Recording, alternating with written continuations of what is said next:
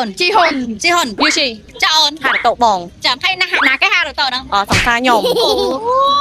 អូយនិយាយទៅអូនដឹងថាក្រុម Treasure គឺជាក្រុមនេះ boiler បើថាខ្ជុលខ្លាំងមែនតែម្ដងអូនមានដឹងថា Treasure គឺជា BA របស់ Gang Saber ក៏អូនមានដឹងអត់ដឹងចាំឲ្យចាំទូហ្មងហើយបងមានដឹងអូនហើយខ្ញុំឃើញគេខំដល់ថ្ងៃមុនអត់អូនឃើញអូយវ៉ាវហ្នឹងអូននិយាយទៅគឺថា Treasure គឺជា new BA របស់ Gang Saber ហើយអូនចិត្តបានជួបហើយអូនថ្ងៃទី28ហ្នឹងគឺគាត់នឹងមកនៅកោះពេជ្រយើងហើយយេ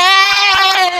យាយទៅគឺថាយើងរងចាំគឺថាអត់ខកបំណងទេហើយជាពិសេសហាង Gang Saber អូនដឹងហើយថាអត់គាត់តែងតែនាំយកជាមួយនឹង Super Idol ត្រូវអត់អូន Super Idol ល្បីៗដូចថ្ងៃមុន Ren CL 2 Anyone អីយ៉ាមកខ្មែរឥឡូវនេះក្រុម Treasure គាត់នឹងមកខ្មែរហើយអូនមួយទៀតណាឥឡូវហ្នឹងគេចេញសវត្តបាយប្រភេទហើយគឺយើងមានជាមួយនឹង VIP Premium ហើយនឹង Standard អូនចង់បានកៅអីជាណាចឹងគេ VIP ហ្មងណាអូខេហ្នឹងហើយអូនអញ្ចឹងតិចទៀតត្រៀមចុចឲ្យតាន់គេព្រោះឲ្យសវត្តមានកំណត់របស់អ្នកទាំងអស់គ្នាឆ្លាញ់0ណាសេរី0ហ្នឹងទៅអញ្ចឹងតិចទៀតហ្នឹងគឺយើងនឹងមានតម្លាក់ជាមួយនឹងការកក់សវត្តហើយអញ្ចឹងប្រយ័ត្នកក់អត់តាន់ទេហើយខាងក្រុម Treasure ហ្នឹងគឺនឹងមកខ្មែរនៅថ្ងៃទី28កុម្ភៈហ្នឹងហើយអូនអញ្ចឹងនៅកោះពេជ្រយើងហ្នឹងគឺចាប់ពីម៉ោង 4 ល្ងាចទៅហើយសង្ឃឹមថាជួបជាមួយនឹង fan Treasure ទាំងអស់គ្នានិយាយទៅគឺថា